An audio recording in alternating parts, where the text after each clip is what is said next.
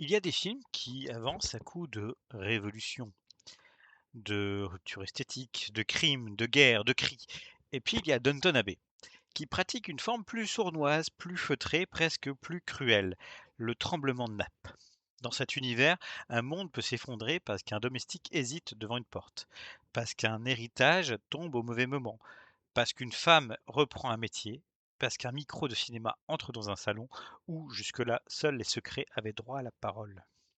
Downton Abbey: A New Era, réalisé par Simon Curtis et écrit par Julian Fellows, sort en 2022 comme second long métrage issu de la série après le film de 2019. Le film réunit une large partie de la distribution historique, dont Hugh Bonneville, Michelle Dockery, Elizabeth McGovern, Jim Carter, Penelope Wilton, Imelda Staunton et bien sûr Maggie Smith, autour de deux intrigues parallèles. Une partie de la famille part dans le sud de la France pour élucider le mystère d'une villa léguée à Lady Violette, tandis qu'une équipe de cinéma vient tourner à Downton Abbey.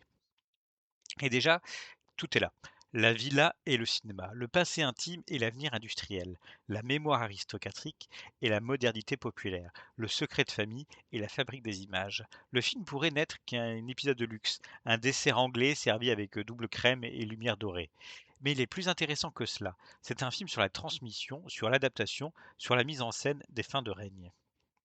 Car une nouvelle ère porte un titre presque trop explicite. On pourrait croire à une formule marketing, à l'élégant vernis d'une franchise qui promet au spectateur de retrouver ce qu'il connaît déjà tout en lui jurant que cette fois tout change. Mais dans le cas de Downton, le titre dit quelque chose de plus profond. La nouvelle ère n'est pas seulement historique, elle est esthétique. Ce n'est pas seulement l'Angleterre des années 1920 qui bascule, c'est le monde de Downton lui-même qui découvre qu'il n'est plus seulement un lieu de vie, de hiérarchie et de tradition. Il devient un décor, un objet filmable, une image vendable. Autrement dit, Downton Abbey devient enfin ce qu'il a toujours été pour nous, du cinéma. Et c'est là que le film devient passionnant. Il faut commencer par une évidence. Downton Abbey n'a jamais été réaliste au sens naturaliste du terme. La série et ses films n'ont jamais cherché la rugosité sociale de Ken Loach, ni la brutalité sèche d'un Maurice Pialat en costume. Downton est un monde composé, verni, ritualisé, où l'histoire sociale est transformée en chorégraphie. Ce n'est pas un défaut, c'est sa forme même. Downton Abbey appartient à cette grande lignée des fictions de demeure, du drame d'héritage, du film de maison, où l'architecture est un personnage, où on pense évidemment à la règle du jeu de Jean Renoir, où la propriété aristocratique devient un théâtre de classe, de désir, de mensonges et de cruauté. Mais Renoir filme la noblesse comme une danse qui finit en chasse à l'homme. Julian Fellows, lui, filme l'aristocratie comme une vieille horloge que tout le monde continue de remonter, même quand on sait très bien que le mécanisme est condamné. On pense aussi à Gosford Park de Robert Altman, écrit déjà par Julian Fellows, là où Gosford Park disséquait l'Angleterre des maîtres et des domestiques avec une ironie acide, Downton Abbey en est la version réconciliatrice, plus sentimentale, plus enveloppante. Altman montrait la maison comme un aquarium social où tout le monde s'observe avec rancune. Downton la montre comme une cathédrale domestique où même les conflits semblent avoir été repassés. Mais une nouvelle ère ajoute une couche remarquable. Cette maison, qui était déjà un décor pour nous, devient un décor dans le film. Une équipe de cinéma arrive pour tourner une fiction à Downton. L'abbaye, jusque-là temple de la tradition, devient plateau. Et cela change tout. Le film introduit une idée presque vertigineuse. Le vieux monde ne survit qu'en acceptant d'être transformé en spectacle. Il y a là quelque chose de très moderne, et même de légèrement cruel. Downton n'est plus seulement une demeure aristocratique, c'est une marque, une image, un patrimoine exploitable. Les Crowley ont besoin d'argent pour maintenir la maison, les réparations coûtent cher, et le cinéma devient une solution. La noblesse, qui regardait autrefois le spectacle avec distance, doit désormais accueillir les projecteurs, le château ne domine plus le monde, il doit louer ses murs. On pourrait presque dire que le film raconte la naissance du héritage cinéma. Ce cinéma patrimonial britannique que l'on associe à Merchant Ivory, à Retour à Howard's End, à Chambre avec vue, à Les Vestiges du jour. Ces films ont souvent été accusés d'embaumer le passé dans une belle lumière de fin d'après-midi. Mais les meilleurs d'entre eux sont plus ambigus. Ils montrent que la beauté du passé est souvent le masque d'une violence sociale, d'un renoncement intime ou d'un ordre injuste. Danton, lui, choisit la tendresse. Il sait que le système qu'il montre est historiquement problématique, mais il refuse de le filmer comme un simple cadavre idéologique. Il préfère en faire une machine à affect. C'est une position fragile, parfois discutable, mais cinématographiquement passionnante. Comment filmer un monde condamné sans le haïr? Comment l'aimer sans être dupe? La première grande idée du film est donc celle-ci. Le cinéma entre dans Downton comme un virus poli. Le tournage qui s'installe dans la demeure renvoie évidemment à Chantons sous la pluie de Stanley Donen et Jane Kelly. Impossible de ne pas y penser. Dans le film commence comme une production muette avant de devoir s'adapter à l'arrivée du parlant. Myrna Dalgleish, jouée par Laura Haddock, devient une variation britannique de Lina Lamont, star de l'image mais embarrassée par sa voix, créature photogénique que le micro trahit.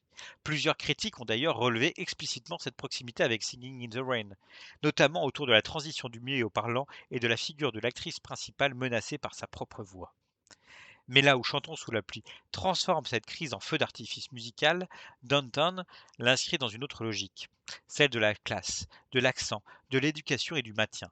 Dans le cinéma parlant, la voix devient un passeport social. Le visage ne suffit plus, le corps ne suffit plus, il faut parler comme il faut.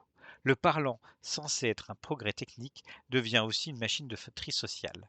Et c'est là que Lady Mary devient centrale. Michel Dockery a toujours été l'un des grands atouts de Downton Abbey. Son visage semble sculpté pour l'art du non-dit, une bouche capable de verrouiller une émotion avant même qu'elle n'ait songé à sortir, un regard qui peut congédier une pièce entière sans hausser le ton. Dans Une nouvelle ère, Marie prête sa voix au film. Elle double Myrna, et ce geste est admirablement pervers sur le plan symbolique. Une aristocrate donne sa voix à une star populaire. La noblesse ne fournit plus seulement des décors au cinéma, elle lui fournit son timbre, son accent, son autorité sonore. Le vieux monde prête littéralement sa voix au nouveau. Le cinéma, art démocratique par excellence, a encore besoin d'une diction aristocratique pour paraître légitime.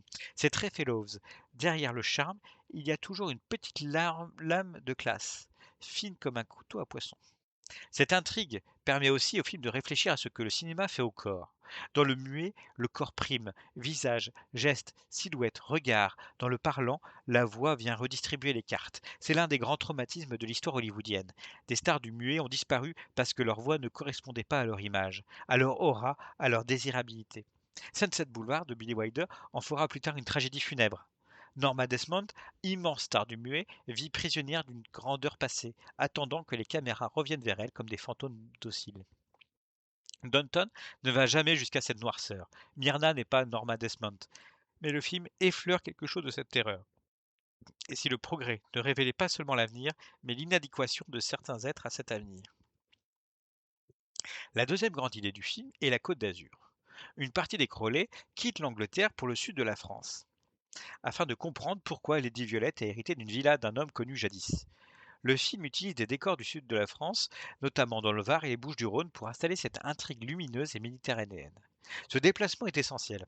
Downton Abbey est normalement un imaginaire du Yorkshire, de la pierre, de la pluie, des pelouses disciplinées, des intérieurs feutrés.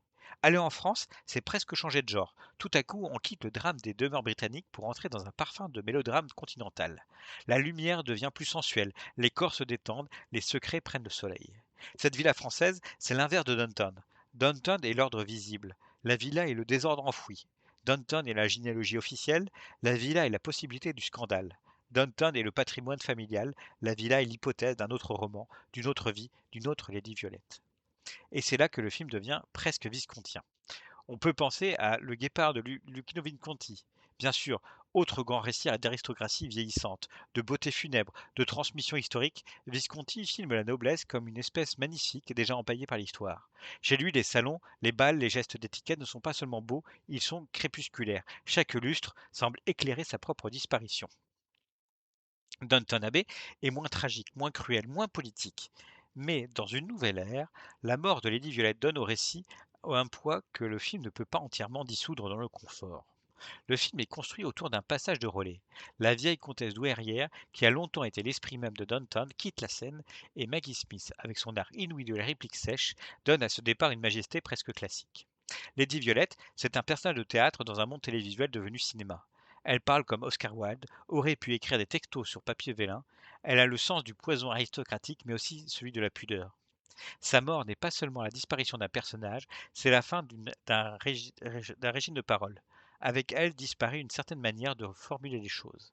L'insulte comme bijou, la tendresse comme contrebande, la peur de mourir comme simple contrariété de calendrier. Le film s'ouvre sur un mariage et se referme sur un deuil, ce qui a été noté par la critique au moment de sa sortie. Cette structure donne au récit son mouvement profond. La vie continue, mais elle ne continue jamais intacte. Les enfants naissent, des couples se reforment, les carrières reprennent, les secrets se clarifient, mais quelque chose s'en va. Une époque ne meurt pas dans un grand fracas, elle quitte la pièce pendant que les autres se demandent s'il faut servir le thé. Ce qui frappe dans une nouvelle ère, c'est que le film est plus intelligent qu'il n'en a l'air, sur sa propre nature. Il sait qu'il est un objet de confort, il sait que le public vient retrouver des visages, des lieux, des rituels. Le plaisir de Downton Abbey tient en partie à la répétition. Les escaliers, la cuisine, les couloirs, les regards, les repas, les domestiques qui savent tout avant tout le monde, les aristocrates qui croient encore découvrir les choses les premiers. C'est une mécanique d'horlogerie sentimentale. Mais le film introduit une fissure. Ce confort est lui-même devenu un spectacle marchand. Quand le cinéma arrive à Downton, il révèle ce que le spectateur sait déjà. Nous ne venons pas seulement voir une histoire, nous venons consommer un monde. Nous voulons revoir la maison, nous voulons revoir les costumes, nous voulons entendre les répliques, nous voulons que tout change sans que rien ne soit perdu. C'est le contrat secret de Downton Abbey. Le film joue donc sur une contradiction magnifique. Il raconte une nouvelle ère tout en rassurant le spectateur sur le fait que Downton restera Downton. C'est presque une contradiction de musée. On change les cartels, mais on garde les tableaux. On ouvre les fenêtres, mais pas trop grand, de peur que le XXIe siècle n'entre avec ses chaussures sales.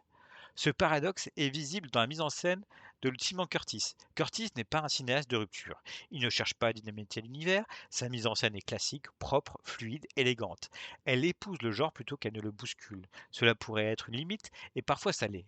Le film n'a pas la férocité d'un Renoir, la mélancolie aristocratique d'un Visconti, ni l'ironie labyrinthique d'Altman. Mais il a autre chose, une qualité d'accueil. Il filme les personnages comme des êtres que l'on retrouve, non comme des figures à déconstruire. La caméra circule dans Downton comme dans une maison que le spectateur connaît par cœur. Les plans n'inventent pas l'espace, ils le célèbrent. Il y a là une logique presque liturgique. La série a fait de Downton un lieu mental. Le film n'a pas besoin de nous pour l'expliquer. Il lui suffit de rouvrir les portes. Il faut parler de la domesticité, car Downton Abbey repose depuis toujours sur cette division entre upstairs et downstairs, les maîtres et les domestiques. Mais le génie populaire de la saga, c'est d'avoir fait des domestiques non pas seulement les témoins de l'aristocratie, mais son double, son cœur, son système nerveux. Dans une nouvelle ère, l'arrivée du cinéma provoque chez les domestiques une excitation délicieuse. Les maîtres peuvent regarder l'équipe de tournage avec méfiance ou snobisme. Les domestiques, eux, voient arriver une forme de rêve moderne. Le cinéma est populaire, glamour, mobile, électrique. Il bouleverse l'ordre de la maison parce qu'il redistribue l'attention. Pendant un instant, ce ne sont plus les crolets qui sont les seuls objets du regard, ce sont les acteurs, les techniciens, les caméras, les projecteurs. Et cela compte énormément. Dans le monde aristocratique, l'image sociale est fixe, chacun occupe sa place. Dans le cinéma, au contraire, chacun peut être transformé par le dispositif. Une servante peut croiser une star, un majordome peut être impressionné, un domestique peut rêver d'autre chose que de servir parfaitement le dîner. Le cinéma agit donc comme une petite utopie temporaire. Il ne renverse pas la société, bien sûr. Nous sommes chez Downton, pas chez Eisenstein, mais il ouvre des portes imaginaires. Il permet à certains personnages d'envisager une vie autrement. La trajectoire de Thomas Barrow est à ce titre très importante. Thomas a longtemps été l'un des personnages les plus complexes de Downton. Blessé, manipulateur, solitaire, souvent cruel parce que lui-même enfermé. Son homosexualité, dans le contexte historique de la série, n'est jamais un simple trait d'identité. Elle est une menace sociale, une solitude, parfois une condamnation. Dans Une nouvelle ère, sa rencontre avec Guy Dexter, star de cinéma incarné par Dominic West, ouvre la possibilité d'un ailleurs. Non pas une libération totale, car l'époque reste dangereuse, mais une brèche, une promesse. Le film est ici très doux, peut-être trop doux historiquement, mais il est émotionnellement juste dans son désir de réparation. Thomas ne reçoit pas une révolution, il reçoit une échappée. Et dans l'économie affective de Downton, c'est immense. Le cinéma, encore une fois, devient un lieu possible pour ceux que la maison ne sait pas entièrement accueillir. C'est l'un des aspects les plus beaux du film. Le cinéma n'est pas seulement une industrie qui entre dans l'aristocratie, c'est aussi un espace de fuite pour les êtres mal logés dans leur propre époque. L'autre personnage essentiel est Lady Mary. Depuis le début de Downton Abbey, Mary est moins une héroïne romantique qu'une héritière tragique, contrainte d'apprendre la gestion. Elle est belle, froide, souvent dure, mais sa dureté est une armure de responsabilité. Elle est celle qui comprend que le monde ancien ne survivra pas seulement par le prestige. Il faut administrer, moderniser, décider. Dans Une nouvelle ère, Marie devient presque la gardienne d'un studio. Elle négocie avec le cinéma, elle prête sa voix, elle arbitre entre tradition et opportunité. Elle est le personnage le plus lucide du film, parce qu'elle ne croit pas que l'élégance suffira à sauver Downton. Elle sait que la demeure doit composer avec le monde extérieur. Marie est une figure fascinante parce qu'elle transforme le mélodrame aristocratique en récit de management patrimonial. Dit comme cela, ça semble atrocement sec, presque un PowerPoint en robe du soir, mais Michel Dockery donne à ce pragmatisme une mélancolie secrète. Marie n'est pas moderne, pas par enthousiasme, elle est moderne par nécessité. Elle comprend que préserver, ce n'est pas figé. Préserver, c'est parfois laisser entrer ce que l'on méprise. Il y a chez elle quelque chose d'une héroïne fordienne inversée. Elle ne conquiert pas l'Ouest, elle maintient une maison debout. Elle ne fonde pas un monde, elle empêche un monde de s'écrouler trop vite. C'est une héroïne de l'entretien, de la continuité, de la réparation, et c'est beaucoup plus émouvant qu'il n'y paraît. Face à elle, Robert Crowley, joué par Hugues Bonneville, incarne une forme de désarroi aristocratique très très touchante. Robert est souvent dépassé par les temps nouveaux. Il est un homme bon, mais formé par un monde qui ne lui a pas appris à douter de ses propres fondations. Dans ce film, l'intrigue de la villa française le confronte à une possible incertitude de filiation. Et même si le scénario choisit une résolution rassurante, l'idée est belle. L'aristocratie, obsédée par la lignée, vacille dès que le roman familial se trouble. Le sang, l'héritage, le nom, la propriété, tout ce qui font Downton pourrait n'être qu'un récit parmi d'autres. Le film s'approche de ce vertige, puis recule. C'est à la fois sa limite et sa nature. Downton Abbey n'est pas un film qui détruit les mythes, c'est un film qui les secoue avant de les remettre sur la cheminée. Il faut maintenant parler du ton. Une nouvelle ère est un film qui pratique le deuil sans renoncer à la comédie. C'est très britannique au sens noble et agaçant du terme. La mort approche, mais la réplique doit tomber juste. Il y a des films dans le film un art de la politesse comme pare-feu contre la catastrophe. Les personnages ne cessent de contenir, de formuler, de déplacer. Le chagrin n'est jamais absent, mais il doit passer par les usages. Et c'est précisément ce qui rend la mort de Lady Violette si forte. Elle n'est pas filmée comme une explosion lacrymale, elle est filmée comme la fermeture d'un monde. Le personnage de Maggie Smith a toujours été un miracle d'équilibre. Elle pouvait être cruelle sans devenir haïssable, drôle sans devenir décorative, autoritaire sans cesser d'être vulnérable. Dans ce film, son corps semble déjà appartenir à la mémoire. Elle est présente comme une souveraine en hiver. La mise en scène lui offre une sortie digne, mais pas emphatique. Et c'est là que Downton touche à quelque chose de profondément classique. Dans les grands mélodrames, la mort n'est jamais seulement un événement narratif, elle est une redistribution des places. Après la mort, chacun doit apprendre où se tenir, qui devient la mémoire, qui devient l'autorité, qui devient l'avenir. Lady Violet disparaît, mais elle laisse une phrase, un style, une légende. Elle devient presque ce que Downton Abbey tout entier est en train de devenir, un patrimoine affectif. Quelque chose que l'on conserve non parce que c'est intact, mais parce que cela a compté. Le film est aussi intéressant dans sa manière de penser le féminin. Downton Abbey a toujours été un univers de femmes plus intelligentes que les structures qui les contiennent. Cora, Marie, Edith, Violette, Isobel, chacun ou chacune incarne une manière différente de négocier avec l'ordre social. Dans Une nouvelle ère, Edith reprend le travail. Marie administre, Violette transmet, Myrna affronte la fragilité de son statut de star et Cora traverse une peur intime liée à sa santé. Le film distribue ainsi plusieurs formes de vulnérabilité féminine: la vieillesse, la maternité, la carrière, la voix, le corps, la réputation. Myrna est particulièrement intéressante parce qu'elle pourrait être traitée comme une simple caricature de star vulgaire. Le film commence presque ainsi, elle arrive comme une intrusion de mauvais goût dans le raffinement de Downton. Mais peu à peu, elle gagne en humanité. C'est une femme issue d'un autre monde, qui a réussi par son visage et son énergie, mais que la nouvelle technique menace de déclassement. Elle n'est pas seulement ridicule, elle est prise dans une mutation industrielle qui peut l'avaler. Là encore, le film rejoint l'histoire du cinéma. Le passage au parlant n'a pas seulement changé la technique des films, il a changé les hiérarchies de jeu, les carrières, les corps désirables, les accents acceptables. Le micro a été un instrument de vérité, mais aussi un instrument de cruauté. Et Danton, en mettant cela en rapport avec l'aristocratie, trouve une belle analogie. Myrna et les Crowley sont menacés par le même phénomène. Le monde change les règles de visibilité. Ceux qui étaient naturellement au centre doivent apprendre à justifier leur présence. On peut reprocher au film sa douceur excessive, et il faut le faire parce qu'un exposé cinéphilique ne doit pas seulement caresser les boiseries. Une nouvelle ère est parfois trop aimable. Les conflits y sont vite résolus, les douleurs y sont élégamment domestiquées. Les enjeux sociaux sont adoucis par l'affection que le film porte à ses personnages. Il y a quelque chose de profondément conservateur dans cette manière de transformer chaque crise historique en opportunité de réconciliation. Le cinéma arrive, très bien, il sauvera financièrement la maison.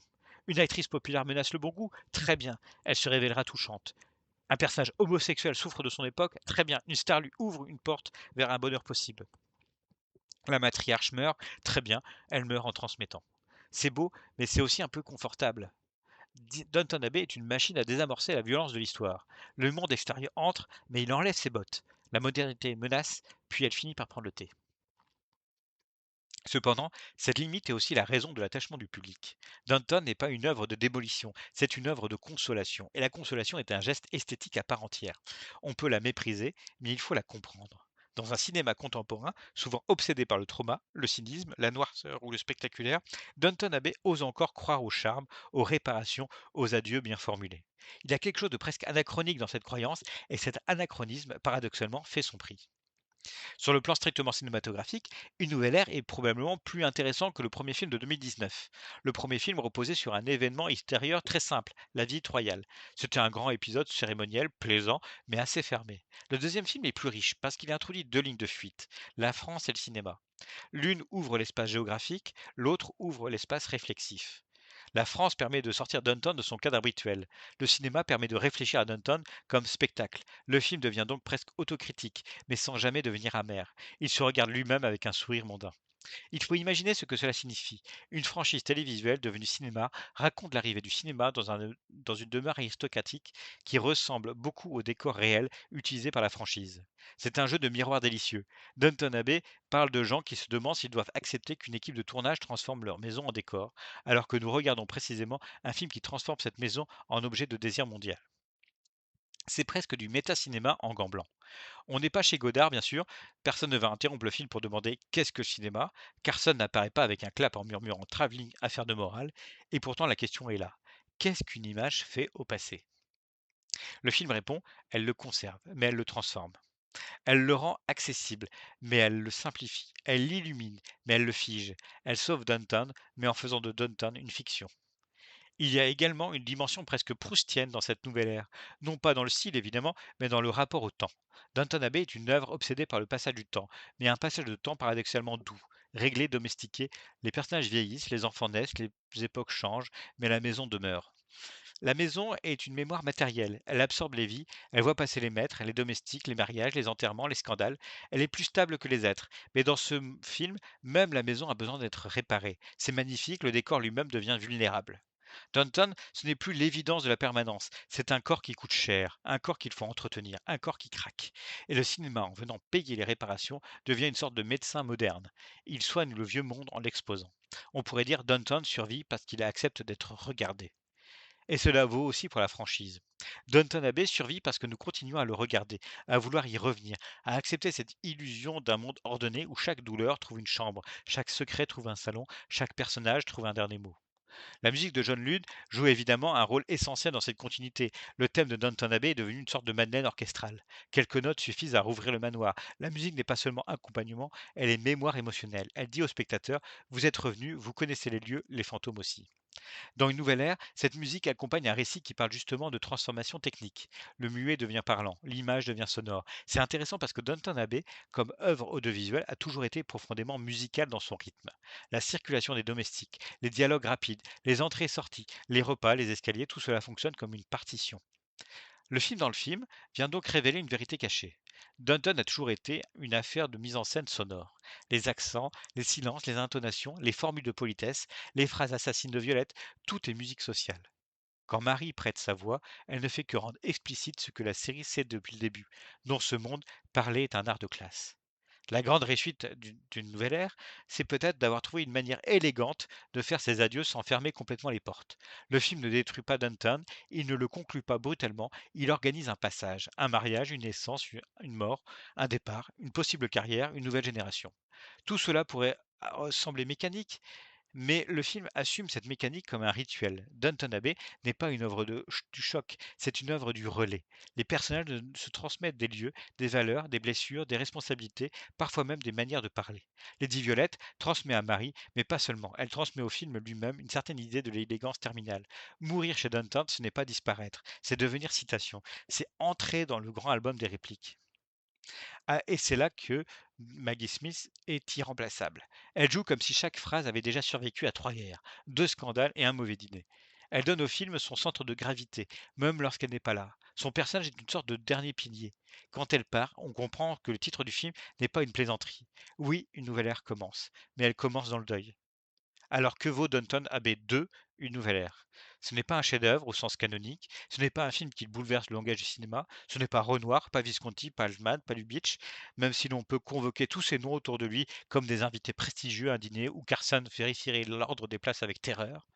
Mais c'est un film plus précieux qu'il n'en a l'air, parce qu'il comprend que le cinéma est un art du temps qui passe, parce qu'il met en scène une demeure qui devient décor, une aristocratie qui devient image, une matriarche qui devient mémoire, parce qu'il regarde le passage du médias au parlant non seulement comme un événement technique, mais comme une métaphore sociale, parce qu'il offre à ses personnages non pas des révolutions, mais des transitions. Et Downton Abbey est précisément cela. L'art de la transition feutrée. Dans un autre film, la modernité entrerait à coups de marteau. Ici, elle arrive avec des projecteurs, une actrice à la voix impossible, un réalisateur séduisant, une star masculine qui ouvre une porte à Thomas et une aristocrate qui prétend que sauver la maison exige de la transformer en spectacle. C'est doux, presque trop doux, mais c'est aussi très beau. Une nouvelle ère raconte que les mondes anciens ne meurent jamais d'un seul coup. Ils deviennent des décors, ils deviennent des souvenirs, ils deviennent des films. Et finalement, c'est peut-être la plus belle idée de Downton Abbey. Les maisons disparaissent moins vite que quand quelqu'un continue de les raconter. Le cinéma ne sauve pas le passé, il lui donne une lumière, un cadre, une musique, puis il nous laisse seuls avec cette étrange émotion, celle d'avoir visité un tombeau où tout le monde sourit encore. Downton Abbey 2 est donc un film de passage, un film charnière, un film de rideau que l'on ferme lentement en laissant entrer assez de soleil pour ne pas effrayer les vivants. Un film où le vieux monde meurt, certes, mais avec une diction parfaite.